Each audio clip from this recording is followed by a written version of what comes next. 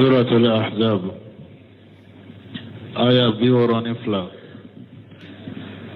أعوذ بالله من الشيطان الرجيم.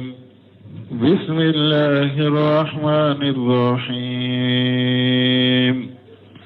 سنة الله في الذين خلوا من قبل ولن تجد لسنة الله تبديلا.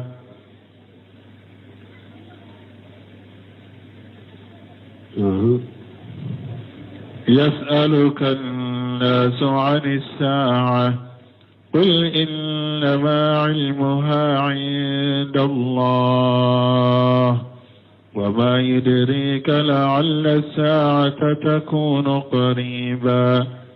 إن الله لعن الكافرين وأعد لهم سعيرا خالدين فيها أبدا لا يجدون وليا ولا نصيرا. يوم تقلب وجوههم في النار يقولون يا ليتنا أطعنا الله وأطعنا الرسولا وقالوا ربنا إنا أطعنا سادتنا وكبراءنا فأضلونا السبيلا. ربنا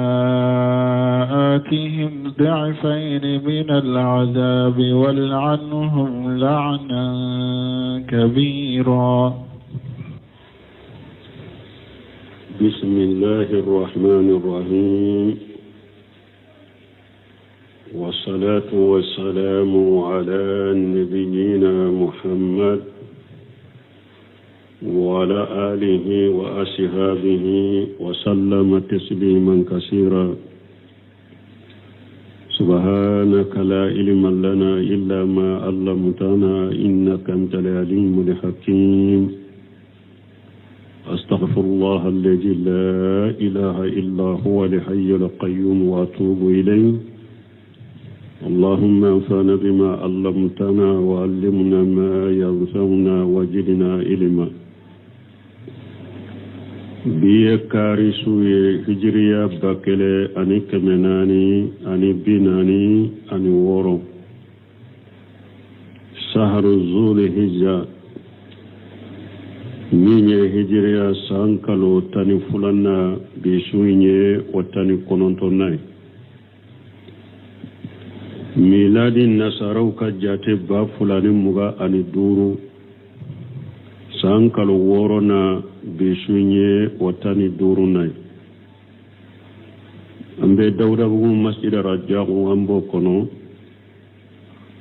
a'udhu billahi minash shaitanir rajim.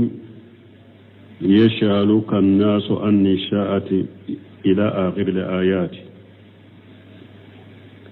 يقول تعالى مخبرا لرسوله صلوات الله وسلامه عليه. ala ya fɔnye ala ba fɔnye masa min kɔrɔ talen don ni a b'an kibariya a ka ciden ma ala ka tanuninw n'a ka kisiw b'a kan annahu la ilma lahu bisaati ko ciden tɛ diɲɛ wuli wagati don yas'aluka an-nasu an nisaati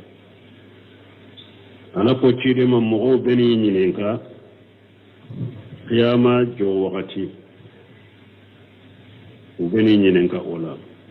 qul ma marafuye innama ilmuha indallah. qiyama jo wakati doni obe ala defe dan fento do wama yudrika la alla sa'ata takunu qariba. mila dunya beshekake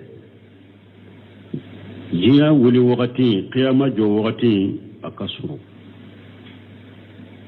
inna Allah lana al-kafirina alaye kafiru danga kuma bo akan nemala wa adda lahum shayira aye jahannaba tasma menelin de bila unye خالدين فيها أبدا لا يجدون وليا ولا نصيرا وبدو من جهنم تاسمين كونو أبدا وتي بسنيو سرو يرلا وتي دمي بقى سرو يوم تقلب وجوههم في النار دون دو دم من نوبو ونيدو يلما جهنم تاسما كونو يقولون ويربافو يا ليتنا أتانا الله وأتانا رسولا أنكن نتسا كنتو جيا كونو هر أنتم ke alabato bagaye har antum katugu ciden ko tumami antum be jiyan kono wa qalu kafiru ko rabbana antigi ala inna atana saadatana wa kubra'ana fadalluna sabila ala an yankan yemau anan kan ma ban ka shegu an tugura ulude ko an ye ulude bato ويام فيلي كابوي على كسرما ربنا انتجي على آتيهم الضعفين من العذاب انتجي على أنكم ما بن أنكم نيما منو يام فيلي لا جابت دبلة كدي علوما ولأنهم لانا كبيرا يكون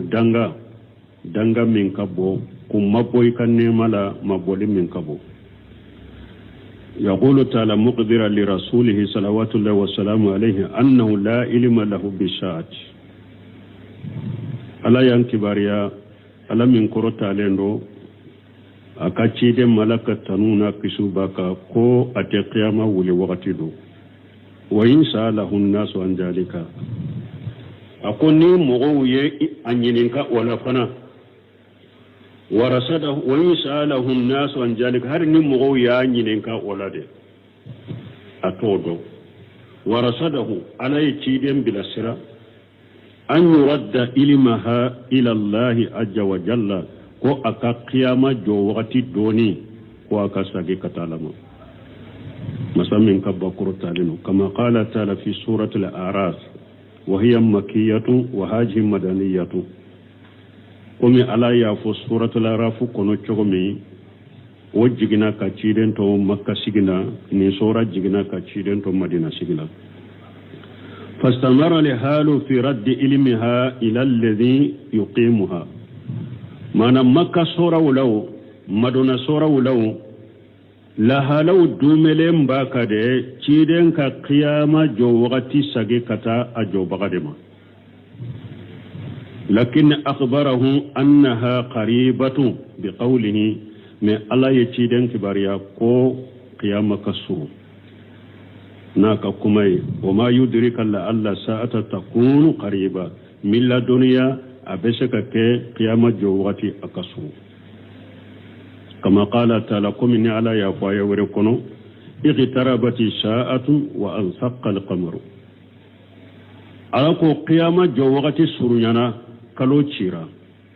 وقال لكم اقترب للناس حسابهم وهم في قفلة موردون ألاكو هذا مدون ككروشلي السرنيانا أمده مؤلوفنا به جياكونو إنيناني كوكودي قياما كل بما ثم قال تعالى كوفي ألاكو مسامين كورتا لنو إن الله لا أنا الكافرين علي كافر الدنغا أي أبو أدهم عن رحمته علي كافر مبواك نيملا وأدى لهم الشعيرة أي جانبات تسمى منني ندبلوني أي في دار الآخرة لا رسول قيامة أي جانبات تسمى دبلوني خالدين فيها أبدا أي ماكسين مستمرين نوبدوم جهنبكم بدا فلا خروج لهم منها ولا جوال لهم عنها وتبو جهنبكم وتولي جهنبت ولي كبوك فنا قرآن كنو أكاچا أرجانا كولا ألا بافو آية كنو أرجانا دون خالدين فيها أبدا وكتشا أرجانا كولا قرآن كرو مي جهنم كولا خالدين فيها أبدا أنا سورة سبد لا آية سبد درون كنو شنو كتشا تاسما كولا لا بافو خالدين فيها مي أبدا ونانا سورة سبد كنو آية سبد كنو الأول فلو في سورة النساء في قوله تعالى فلو بسورة النساء كن لك كما كنوه إن الذين كفروا وجلموا لم يكن الله ليغفر لهم ولا ليهديهم الطريق إلا طريق جهنم خالدين فيها أبدا سورة النساء كن لكم مؤمن كافر يرى نو يركون تلو ألا ما كي نابي يا فأما ألا تكند كتشرا شما فو جهنم شرا نو دونا جهنم كنو نو بدوما كنو أبدا نيني آية فلوي خالدين فيها أبدا جهنم كولا وثاني في سورة الأحزاب فلان وبسورة الأحزاب كنا آية من فلان أمبولويا إن الله لعن الكافرين وأدى لهم الشعير خالدين فيها أبدا ألا الكافر مبوا كان نملا أيتا سما منن بلوني سيني قياما نو بدوما كنا برابرا تيبو وثالث سبنا في سورة الجن وبسورة الجن كنو ومن يعص الله ورسوله فإن له النار جهنم خالدين فيها أبدا ala ko ni mo men ala soso ye tiden soso jannaba tasuma de yita yiyama ube duma kono abada utebbo donc ni nyaayirana ko tasuma be bada kara duke bidia mo ni hakina jugutigu doka munun ko ewa tasuma bebba ani hari doni ke ba nyuma undo yo fo me kuma sabati lente ko tasuma bebba ko jahannaba bebba jahannaba te bade abeye de kudai no semira mi la tumamu ya nyinin ka wala ako hari na tun fora aya kelende kono khalidina fiha abada ko jahannaba be abada jahannaba dun ko be duma kono abada wasara janko nana ya saba kono ko jahannaba dum be jahannaba kono badade wo ya ira jahannaba be bada jahannaba te ba mi dumeli min fule ni bada ni jahannaba dun ko yerede kafiriya kumbaba mushrikiya kumbaba munafiqiya kumbaba ni nunun donna jahannaba kono khalidina fiha abadan nunun be jahannaba kono abada boccokote nunun utebbo me kabaira junubu tigun tawhidi tigu kabaira junubu tigun no ulu jonna jahannaba kono dalila werewu nana aya wala hadisa sahlew na ulu bebo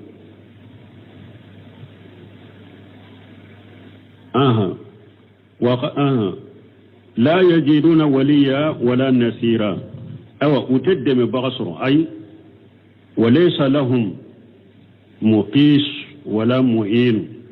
ينقذهم مما هم فيه مغتو بولو نوب بيشي ولا وبوكا كوبوسي ولا كدمكشي ولا دم بغتسر ولا نمبو كشي كبو فنا وبمين كنو ثم قال تعالى وكفي علىكم مسمن كرتالنو يوم تخلب وجوههم في النار ودو ونيدو يلما جهنم تاسما كنو يقولون يا ليتنا أتانا الله وأتانا الرسول أي يسحبون في النار على وجوههم وسما ونيدوكا وفوف ونيدوكا جهنم تاسما كنو تلوى وجوههم على جهنم نوبو نيدو يلما جهنم تاسما يقولون وهم كذلك كوتو شغلا نو يلما لمبو نيدوكا جهنم كوفوفو كوتو شغلا يتمنون الله كانوا في الدار الدنيا ممن أتى الله وأتى رسوله كوتو لا هلال وبانتا وقت من ولدتم بجيانكونو هارو كake alabato bagaye haru tunkake shidel labato bagaye amma akhbara anhum fi halil arasat biqawlihi comme ni ala yankibariya ukalla halala qiyama keneka naka kumai alako wa yawma ya'addu zalima la yadayhi yaqulu ya laitani attakhadhtu ma rasuli sabila qiyama keneka mu'minun kira kafirun ni munafiqun ya ni tiren soso baga no ma tiren ka sirata alako qiyama keneka wa yawma ya'addu zalima la yadayhi ako oddo to nyalikela babulo fulati yaqulu abafu ya laitani attakhadhtu ma rasuli sabila abafu ne kannatasa kan neto jiakono netumbe jiakono wakati mi harin tunka siramina ka fara cidenka hari tunka tugu cidenka sirako ya wailata ne kannata lintani ya wailata halaki benne desa lintani lam wattaqiji fulana qalila har nettun kana karasamina ka kinteriye kuni halaki benne de ne kannata sa harin tun kana karasamina ka kinteriye wakati min tumbe jiya kuno lagare adallani ani zikri bada ijjaani alede yen nefili kabo alatama tumami onanimma wa kana shaytanu lil insani qajula shaytanay hadamade labila bagade abilla suki kitente na yibila ala sosola ayibila ciden sosolila abe bariya kaboila wa qala ta'ala laku aya warakono rubbama yawaddu alladhina kafaru law kanu muslimina ala ko kacha qiyama kene kam mu'minun kafiriyara ubana tahari utumbe jiya kono wakati min utunga ke silamawiye وهكذا أخبر أنهم في حالتهم هذه أو أتشوكو كلندلا على ينكباريا وكان الله لم يفلن على ينكبارياني أي أنهم يودون الله كانوا أتوا الله وأتوا رسول في الدنيا كوبانتا كوتو جيا كنو هارو تنكك ألبتو بغوية هارو تنكك تشيدن بتو بغوية وقالوا كو ربنا انتك على إن أتانا سادتنا وكبراءنا فأضلونا السبيلا قال الطاووس سادتنا يعني الأشراف طاووس كو سادتنا ويجمع أنك مغكرتا لهم هرانتم أن تغروا أولودك أولود ينفري وكبراءنا يعني العلماء طاووس كو كبراءنا كوري منيانك دونك بغاو anka mogo korotalew anka doni ke bagaw an ulu de yan fili an tugura ulu de yan fili ay tabana saadatan wa hum al umara wal kubara min al masaiqati an tuguran kan yemaw de ko mun yemaw ye ani ma baw dondo min al masaiqati shehu anka shehu nunu an tugura ulu de ko وخالفنا الرسل أن يتشيدون صصو واتخذنا أن عندهم شيئا وأنهم على شيء أنك جاتلا أنك شيئون فندو دي بولو دريلالا أن يجاتم أنك شيئون بفندو ديكا فيجاهم ليسوا على شيء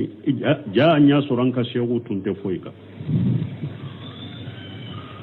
أنت أنك شيئون ديكو دي أنك ما بولو دي ينفلي أن جاتلا جيانكونو وفنا بفندو ديكا ube fendo ja utefoika utumbe galonde ka ulude yamfili ربنا انتقالا آتهم الضعفين من العذاب أي بكفرهم وإغوائهم إيانا انتقالا أو لا جابت دبليكا دوما نوكا كافرا سببوي أنو ينكا في للمنك لا جابت دبليكا دوما ولأنهم لانا كبيرا uku danga min kabbo kosobe qara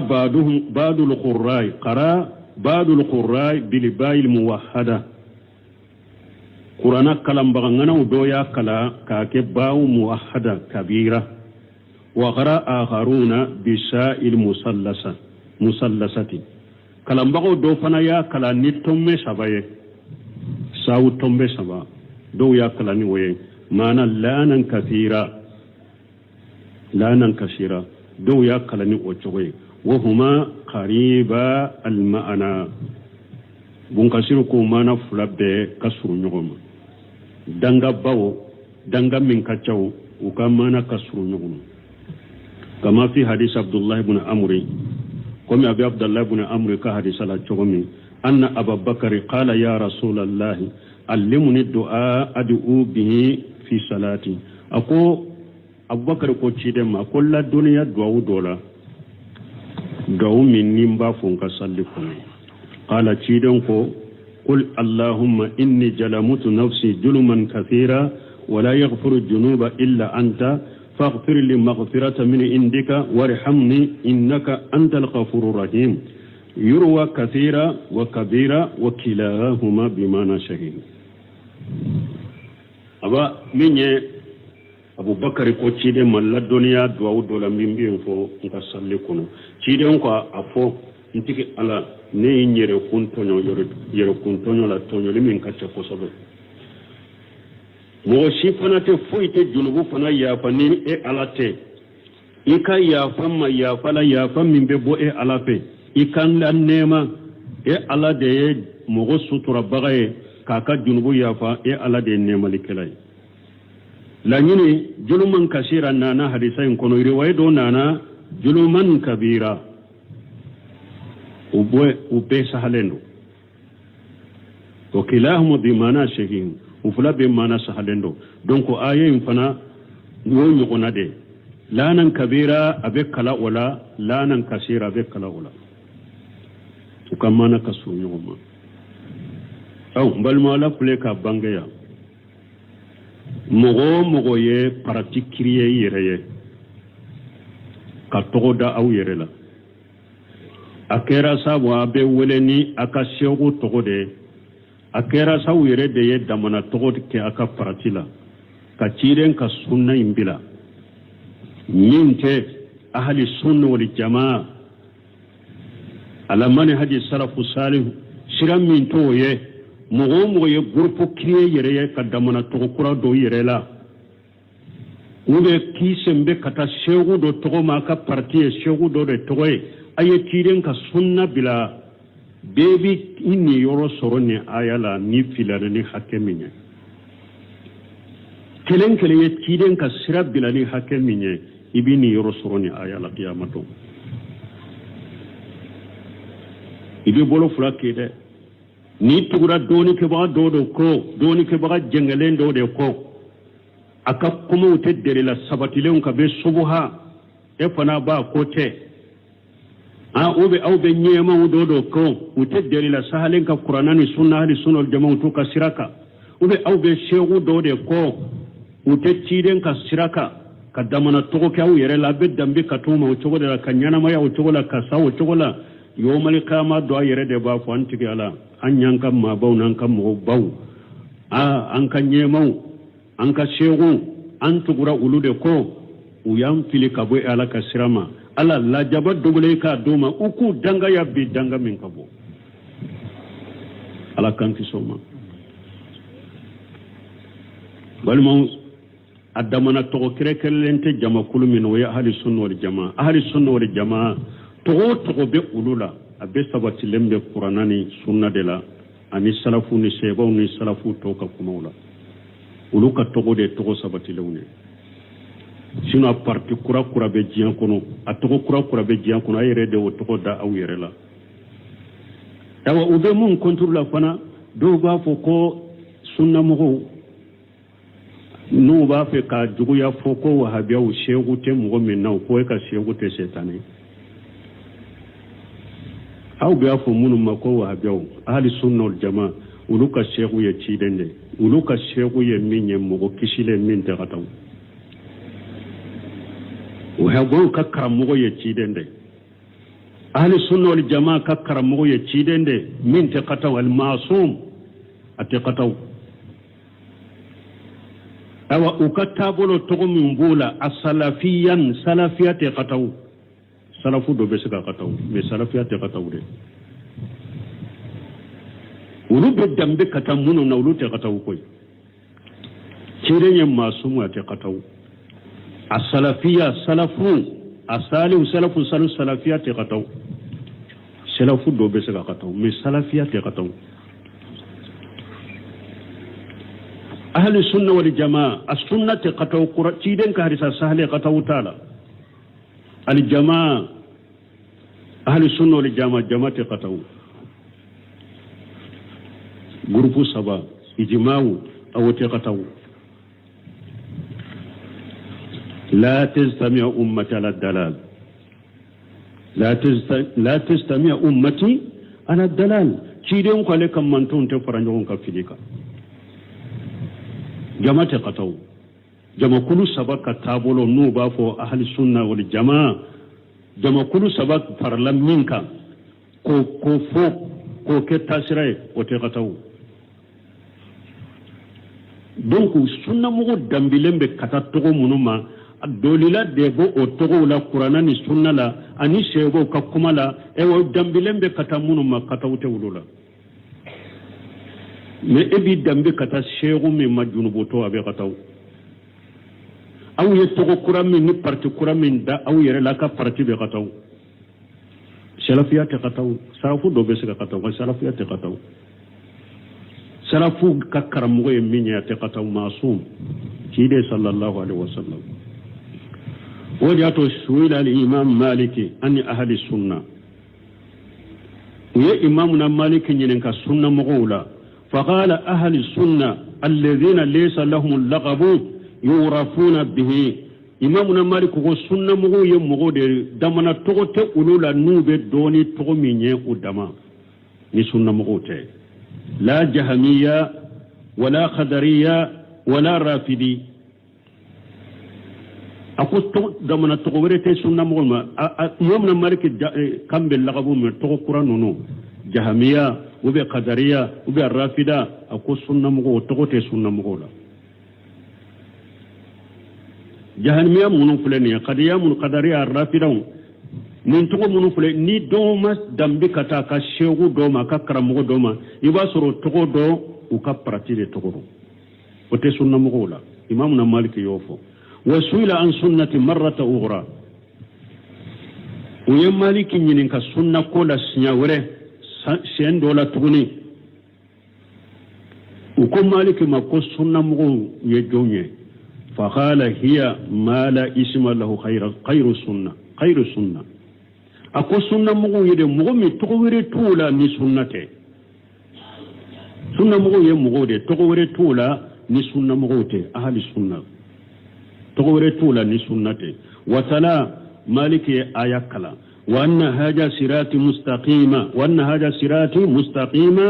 فاتبعوه ولا تتبعوا السبل فتفرق بكم عن سبيله مالك يني آيكلا كيدن نسرا من نانا ala ko ode ale ala ka sira tileleni be ka tugo ode ko akana tugo sira misenu ko no baw fara ka bone ala ka sirama an sebilia no baw fara ka bene ala ka sirama ewo maliki ko sunna mo ko yenununde ahli sunna wal jamaa as-salafu salim ube salafia ahli al-asri ahli al-hadith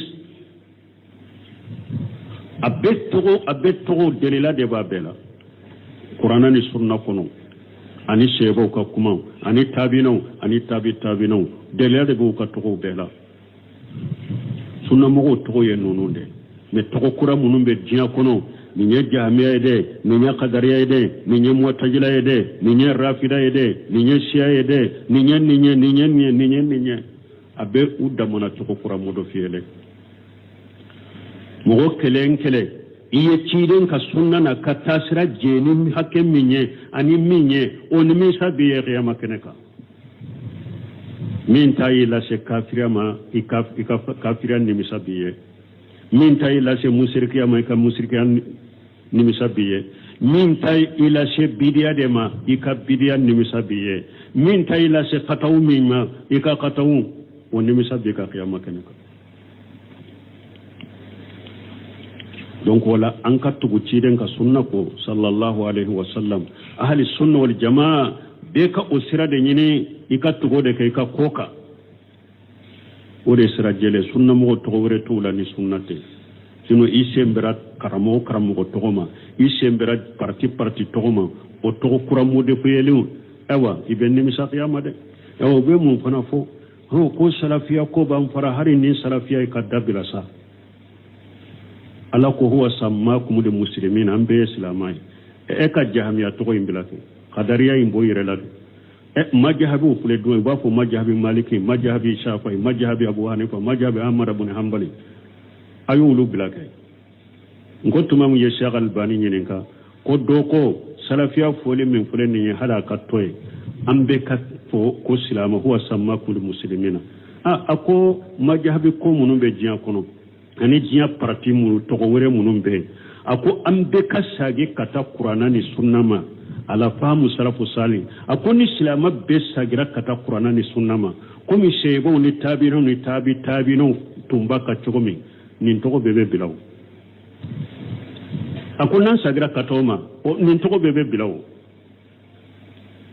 me ekoy malikiya o mabila nin ko ale shafiya o mabila nin ko ale ahmad ibn hanbali kama o mabila nin ko ale hanafiya o mabila nin ko ale qadiriya o mabila nin ko ale jahmiya o mabila nin ko ale shi'a o mabila aw ba fa on ka salafiya bila munna to be ka bila ke ni be kera ala qur'an wa sunna la famu salafu salih to nonu be bilaw mais ni ma be ma ke qur'ana ni sunna kala famu salafu salih to nonu be sika bila jogo te sika bilaw ka soro to min yelle siriye o ye ahli sunna wal jamaa salafiya nonu yelle siride nonu te damana pratiere a wajibilen be silama be kay ki yere sagi kata nonu de ma ki yere wole nonu de ma wajibi silama be ka dambe kata nonu de ma ahli sunna wal jamaa as-salafiyan be ka wajibilen be kay ki dambe kata wode ma sira sahale nya wulude sira folo ya wulude delila be togo mununa nonu de do sino togo to be delila ta sila qur'ana ni sunna ko ahli sunna wal jamaa la manhaj salafu o be salafiya ni ote pratikura togo kura be jian kono delila ta sila ni qur'ana ani sunnata la fahmu salafu salih kasru majhabi tignani fule uli ahli sunna wal jamaa la fahmu salafu salih majhabin nani ta da mana dina ya da majhabin nani tigi kele sunna mo gode abbe salafu majhabin nani tigi be salafiya tabulo de ka alquran wa sunna ala manhaj salafu salih majhabin nani tigi be bo odeka wala bojiren be ka ode takatu ode ko au de kanka prati wala no to wala bila abeka ke ahli sunna wal jamaa ala manhaj salafu salih au de kanka ka to kuraw bila naka prati kuraw akake salafiya alaka hakimi mandama ni mo yeti den ka tasra bila ko ma baawde ko shehu de ko karamu de ko nyema de amma kamma kuraw de mo ni yeti den ka sra bila ka tugo kan ni sira sugu de ko yomale tama do be ni misa ayere tugura min ko ayere debo danga kiyama kene kay be ko min ala ko aya wore kono wa man yusaqiqi rasula min bari ma tabayyana lahu al-huda wa yattabi ghayra sabilil mu'minina nuwallihi ma tawalla wa nuslihi jahannama wa sa'at masira ijma'u dalila fuleninde ala ko ni mugo yetti den soso kanda bangalen ko fe yetti den soso mu'minu be farala nyogon ka min ke tabolo ni tasiraye itugura otanako ko bila itugura min ko ne ala be to ola ki to bolo me qiyama tene kambi bila jannaba ko akelen kele be bila jannaba ko ni ka bara hakke min ye mu'minu farala nyogon ka kasira bila ni bila min ni ke kafire de ni donna jannaba ko ba ko no kudaite bo mu'minu farala nyogon ka min ke sire min ya bilal min amike kafiriya kumba baye me akere bolo bidiani kabara junubu de ivedo jahannaba kono ni ka junubu hakke ni ala ma yafim ni ka bidia kabara junubu hakke jarena ka boyla wati mina gon ina tari janna ala kan tisala kan tanga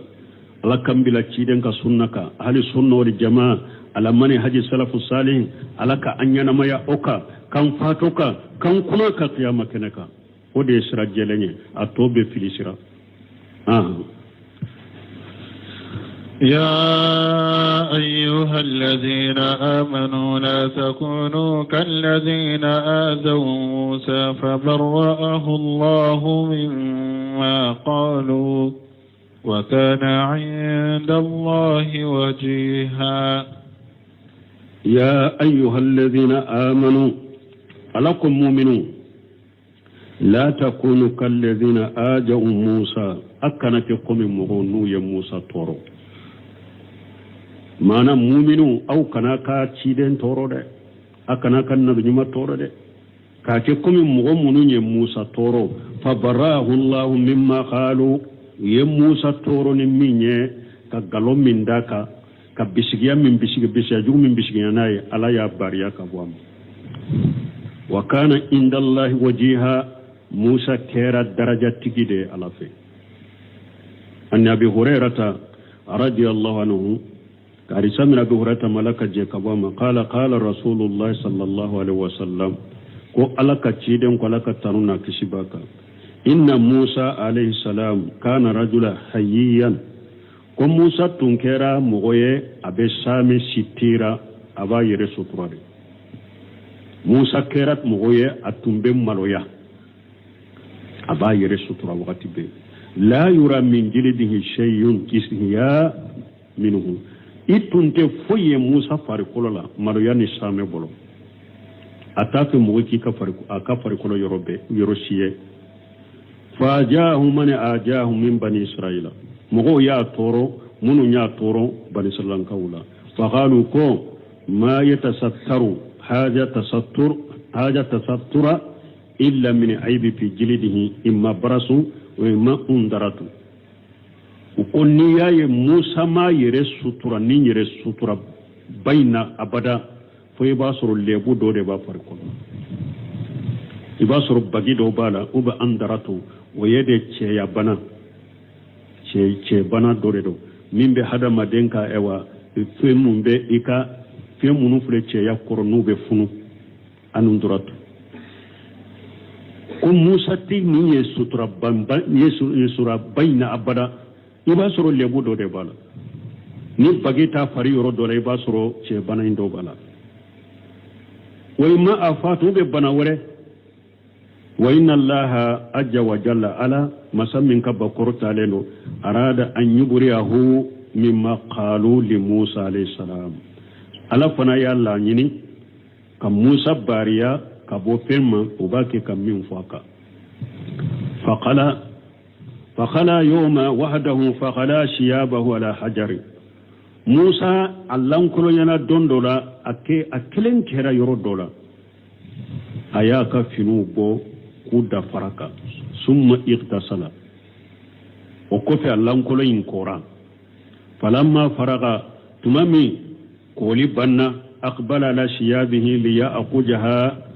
وأيا نيشي أكفنو مقابتو تكوبو فرقا وإن لحجر أدى بصوبه فرين بولناني موسى كفنوه أبولناني فنوه فأغيى موسى أساه وطلب لحجر موسى يا كبرتا كبكريني فجعل يقول صوبي حجر أباك كافه كبكرون كفنون دي حتى انتهى إلى ملأ من بني إسرائيل فروه أريانا أحسن ما خلق الله عز وجل فو اللهم كلنا نتم بني إسرائيل كو كرون نشغلا ويا اللهم كلنا ويا سر موسى بألا كدان شغل يمنا فو تعالى وأبراهم مما يقولون علي موسى باريا كبوفين وباكي كمون فواكا وخام الحجر ننكيل فرين جورا فأخذ صوبه فلبسه موسى يا كفنون بنا كودو واتفق بالحجر دربا بعصاه أكرا باكي كفر كبكورين بغوني أبري فوالله أكون كلناني علي أبو هريرة قال كلناني علي إن بالحجر لا ندب كوتشيدن قال كلناني علي إن بالحجر لا ندب من أسر دربه ثلاثا أو أربعة أو خمسة ciren kwale kalane alai ko Musa ka bugoli to tora farayna bugolin ko fula bugoli ko saba ube nani ube bugoli da duru o tora faraina qala fa zalika qawluhu ta'ala awa ciden ko ode alaka kuma ya ayyuhalladhina amanu la takunu kalladhina ajaw musa fabarrahu Allah mimma qalu wa kana inda Allah wajiha ako ode o kuma min hadisa min fulani ye hadisa imbe bukhari de kono anyene hadisa min fosisa ko farabbolina na ka finuye aye farabbo fo bugolita saba boli no saba tora la ube nani ube duru hadisa imbe bukhari kono nunu ya alaka kabako de na buke akan nabi jumu no ya hadisa doye mun yaira kodon ko konne aya kunyo ode utunye musa toro ni ninde ka defo do galonfo ala ka defo do tuhuma ala ya bariya kabo ola risawre nana wani ali ibn abi talib mi nye taliqu ka risana ko sahihu mawqufa ko ewa kuma sale munye ni nye ali reka kuma de radiyallahu anhu fi qawlihi fa barahu allah mimma qalu qala sayyida musa woni ambora hadisa min o tekelenya de an ko ye bukhari tay hadisa fulana min fulani nye ko ninde mawqufu ko cide ko musa yelela wa haruna li jabala ku fula yerela kuluka famata harun alayhi salam u fula yerele kuluka ko haruna sara فقال بنو إسرائيل لموسى عليه السلام بل سلانكو موسى ما أنت قتلته أكو إدي هارون فقا كان علينا لنا منك وسد حياء فأجاوه بذلك أكو إدي هارون فقا بس هارون تنكن نغو أنك كتم إكا أتنبي سامي كتم إكا وأكو موسى كتورولي فلنين دي موسى توروني نكمي فأمر الله لملائكة فحملته فمروا على مجالس بني إسرائيل قلتوا الله هلال علي ملكاون يا مركا هارون سوتا ملكاوك هارون سوتا هنا كان بني إسرائيل كوما فتكلمت بموته هارون كمانا كاسا تقفو فما عرف مؤدي قبره إلا أرقم كم مغشيما شكا هارون كقبر يردو كفي ni ewan segente kono sege warabu ba fo sege indema ko arham soni bala be minalike nuye ko o doronde be haruna ka kaburu yorodo sino mo shima se ka yorodo wa inna allah ja'alahu asamma abu kama ayef ewa haruna ka kaburu ewa atilo gere ka bobo mana aye afili ka mo fili ka bola mo ta yorodo قال ابن جرير وجائز أن يكون هذا هو المراد بالأجا وجائز أن يكون الأول هو المراد تنام ابن جرير ينونفو أكو أبشكك آية لا يني بك حديث فلان أكو أبشكك آية لا يني بك نمفناي قلت ابن كثير قالكو ويحتمل أن يكون لكل مرادا أكو ألف فنكو abesika ke aya la nyini be ko be o bebe aya en kala nyini kono wa anya kuna ma hu khairuhu abesika ke har la nyini wore besika soro aya na min ten nonu yere ka faraka wallahu a'lam wa abdullah ibn mas'ud radiyallahu anhu ni fana nana bawar muslim kono kamil abdullah ibn mas'ud ma ala taje ka bama qala qasama rasulullah sallallahu alaihi wasallam jata yawmi qasma ko dondola ciide nye tilali do de ke kanna folo tila mo goni nyogonche fa qala rajul min al ansar ceedo ko madinan kawla inna hajiri qismatan ma urida biha wajha allah ko ciide ipule kan tilali min ke non nin koni kani ala jenyini manan nin tindalin chogo yimmake ala kama qala fa qultu ya adu wallahi amma لا أخبرن رسول الله صلى الله عليه وسلم عبد الله بن مسعود ko ce min yanni fo ko ale ko ma alaka jugu wallahi ka kuma min fulani ne mana cide nin tilalin ke tilalin ko fe madinan ka do ko cide nin tilalin min ke ko man nin kala kama amman nin ke ni ala jatiye abdullah ibn mas'ud ya kuma yimme ako ala ka jugu wallahi ka kuma min fulen ne nyemba fo cidenye be ciden kibari ni ka kuma nye bima qulita iye min fo mba fo cidenye fa jakartu jalika lin nabi sallallahu alaihi wasallam fa hamara wajhuhu abdullah ibn mas'ud ko ale kuma yin fo cidenye ciden diminana nyaw bilela summa qala rahmatullahi ala musa o ko fe ciden ko ala kan nema be musa ka faqad ujiya bi aksara min hada fa sabara wa musa toro min kaccan ninye musa sabara lam fana ka sabal ciden sabara la wala nin fera ciden nyureye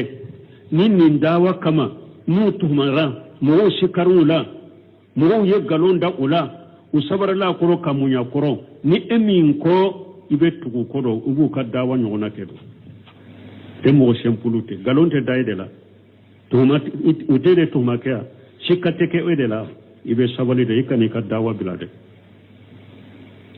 al ulama warasatul anbiya doni ke bagawiye nabi nyimo cheta bagawiye nunu fo kunye munye ala ye nunu fo qur'ana kono kaciden dusu sumade tora min tumbe daka pura kasheka munyu akasheka ta kamunya koro ni e fona nana nunun kara musa tora lana nin chogola sabara la fola ya bariya cide nyere toyara atorala tilali fe na ya tuhuma ke ko amatilali nunun ke ni ala kama koye ko jengena tilali wula ni o fora cide nyere ni nana fona tuhuma ke non nyogona o sikare ne o nyogona ube e wa ye galonda ne o nyogona o bi toro chogode o kana ikana hari ikofule wula ikasabati ka dawaka ikatawidika ikasabati ka dawaka nun fora mugo galondara mugo lam enye mun kausa mugo sikarala mugo la enye mun kausa mugo tuma kera le fenye mugo tuma rakera le fenye mugo munun kanyi nu temena enye ipona kasabali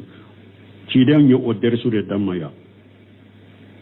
tuma min mornan kaddo ko ciden manin tilalike alakama kuma ma fo nyana de me tumami kuma yin serama a diminara nyaw birela me a hakili jiginara ni ayala ako uye musa toro la min kacani ni nye musa sabarila cire nyere sabarila ya toy marinan ka doye ni fu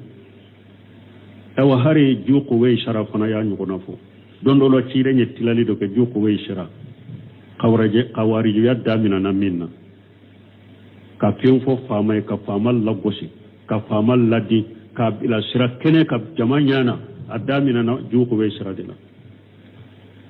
tuma me cide nye tileli doke ewa fama ewa ka lagosi benyana ye cide lagosi ni menye fana lagosi ko tede fama lebu doro galon ka doro cinya tabulo cide nye tileli de ke aiwa ako cire yin tilali minke ko amatile ko amake ala kama amatile yugo wesara yo fo cire no ya fo yire nyana de madinan kayin tanfule afora ko fere me jugo wesara ya fo cire sigile jamanya na umar kon to en kan nim fa kan ni nyamuna fa de cire kon nin to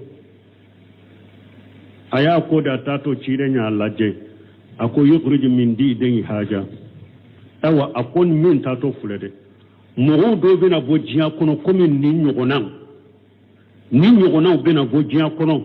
aw sebo ka kalante surunya ka kalama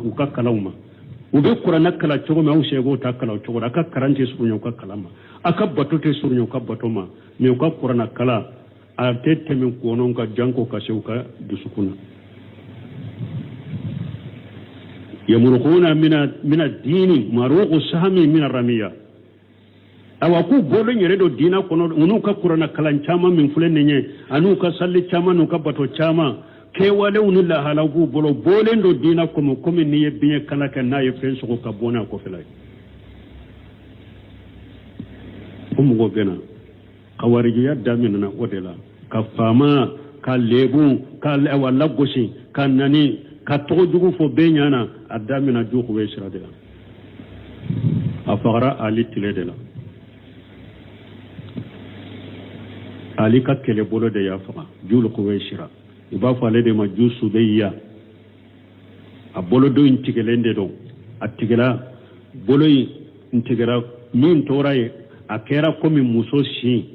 ni abe yere har na be tama be yere u kama jusu deya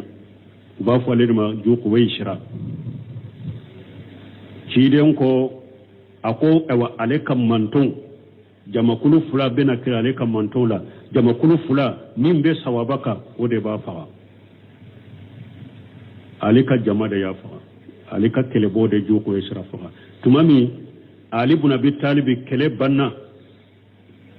fitina min tun kera tilela kele banna ali ibn abi talib ni ewa kele min kera ali no qawariji wuce kele min kera ali no qawariji wuce tumami kele banna aku ka su laje uye su laje aku ka joko e shara nyini uya nyini umaye aku ka nyini de uya nyini uya soro ja mugo fa sa to pagato de daraka uye mugo bobo nyogon kadoro ya soro ali ye sujudu sukurke asujurira ka barikada alay ni cide nyem min fo ka fo jama kulu fula bekele jama kulu fula min be cinyaka o de ba faga o jama de ba faga tu ko e sara kawarju nyema ka inkaru ke fama ka famal borto ka labgo si kene ka benyana adamina na alede wa qawlu ta'ala ni alako la ughbiran faqad uziya bi aksara min haja fa sabara wa qawlu ta'ala ni alako wa kana inda allahi wajiha musa kera daraja tige alafe ay lahu wajahu inda rabbi azza wa jalla kitri baye daraja baye atige alafe musammin ka bakoro taleno qala li hasan al-basri kana mustajaba da'wati inda allah al-hasan al-basri ko wa kana inda allah wajiha akore munye ko atunye mugoya ka do be jabi وقال خيرهم من السلف الحسن التناوكو سلفون لا لم يشل الله شيئا إلا أتاه كم موسى ما على الدليل فيلا فو على يودام ولكن مني أرية لما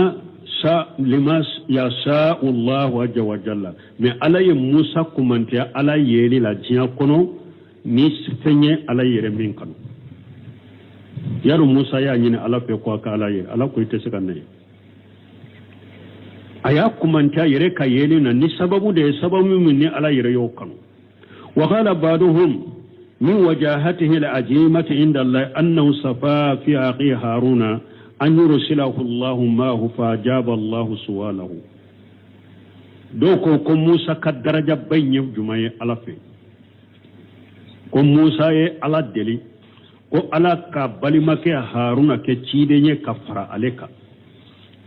ala ya ka do jabe ka haruna ke cidenye kafara ka fa qala alako wa wahabna lahu min rahmatina aqahu haruna nabiyya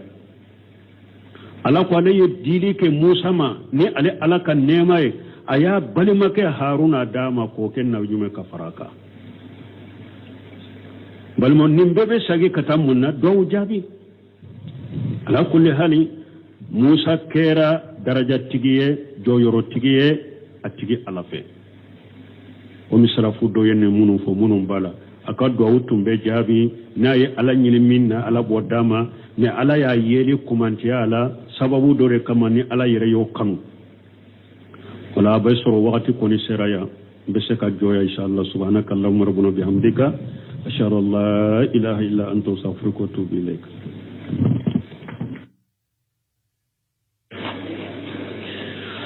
سورة الأحزاب آية بيورا نفلا أعوذ بالله من الشيطان الرجيم بسم الله الرحمن الرحيم سنة الله في الذين خلوا من قبل ولن تجد لسنة الله تبديلا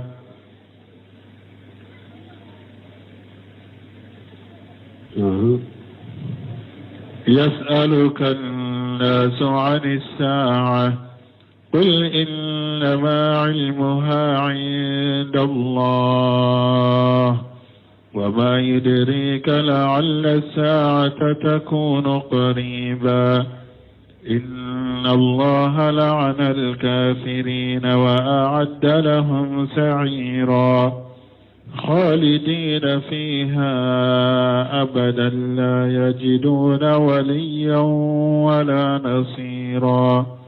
يوم تقلب وجوههم في النار يقولون يا